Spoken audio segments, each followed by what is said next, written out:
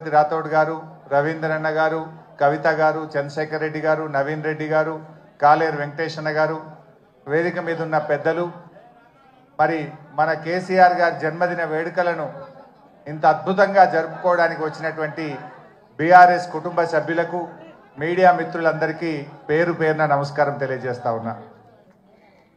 నిజంగా ఈరోజు కేసీఆర్ గారి జన్మదినం రాష్ట్రం అంతా కూడా ఒక పండగలాగా జరుపుకుంటా ఉన్నారు.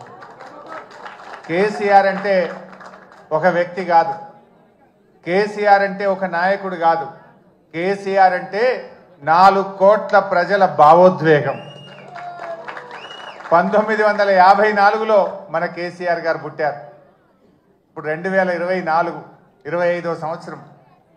అంటే కేసీఆర్ గారు పుట్టిన 2 ఏళ్లకే ఉన్న తెలంగాణను ఆంధ్రలో కలిపింది ఆనాటి కాంగ్రెస్ పార్టీ. 1969లో మలిదశ తెలంగాణ ఉద్యమం వచ్చినాడు కేసీఆర్ గారి వయసు 15 సంవత్సరాలు. 15 సంవత్సరాల వయసులో ఆనాడు 69 తెలంగాణ ఉద్యమంలో పాల్గొని జై తెలంగాణ అని పోరాడిన నాయకుడు కేసీఆర్. ఆ తర్వాత తెలంగాణ ప్రాంత నాయకులు ఇష్టమున్నా లేకపోయినా ఆ ఆంధ్ర పాలకుల పార్టీల చేతుల్లో వీళ్ళందరూ కూడా పనిచేస్తూ వచ్చారు. కేసీఆర్ గారు కూడా తెలుగుదేశంలో పనిచేశారు.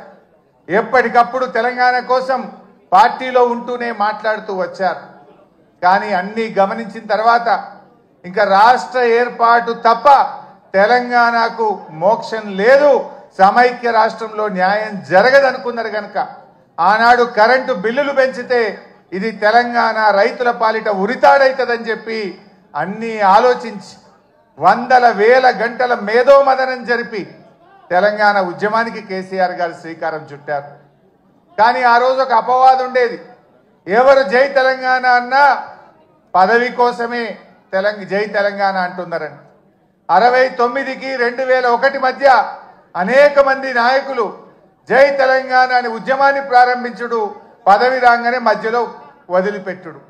దానివల్ల ప్రజల్లో ఒక అపనమ్మకం, ఎవరైనా పదవి కోసమే చేస్తారు అనేటువంటి ఒక అపనమ్మకం ఏర్పడ్డది. ఆ అపవాదును తొలగించడానికి ఆనాడు 3 పదవులను గడ్డిపోచలాగా త్యజించి తెలంగాణ ఉద్యమాన్ని ప్రారంభించాడు. ప్రజల్లో నమ్మకాన్ని కలిగించిండు మన కేసీఆర్. డిప్యూటీ స్పీకర్ పదవిని, ఎమ్మెల్యే పదవిని, రాష్ట్ర కార్యదర్శి పదవిని అన్నింటికి కూడా రాజీనామా చేసి ఆ రోజు ఉద్యమాన్ని ప్రారంభించి ప్రజల్లో ఒక నమ్మకాన్ని కలిగించారు. ప్రొఫెసర్ జయశంకర్ గారు మాతో అనేవాడు, ఎప్పుడన్నా మేము మాట్లాడితే నాకు కేసీఆర్ మీద సంపూర్ణమైన విశ్వాసం ఉంది, ఈయన నాయకత్వంలో తెలంగాణ వస్తుందని నేను నమ్మిన గనుక కేసీఆర్ వెంట నడుస్తున్నా, కేసీఆర్ను ఆశీర్వదిస్తున్నా అని జయశంకర్ గారు చెప్పారు. అంటే అట్లా జయశంకర్ లాంటి ఎంతో మంది మేధావులు కేసీఆర్ గారి మీద విశ్వాసంతో వారితో కలిసి నడిచిండ్రు. ఆ నమ్మకాన్ని కూడా కేసీఆర్ గారు నిలబెట్టిండ్రు. మనకు తెలుసు, నా అదృష్టం 2001 నుంచి కూడా కేసీఆర్తో పనిచేసే అదృష్టం నాకు దొరికింది. నేను చూసేవాడిని కేసీఆర్ ఎంత మదన పడేవాడో, ఎంత బాధపడేవాడో దగ్గరగా చూసేవాడిని.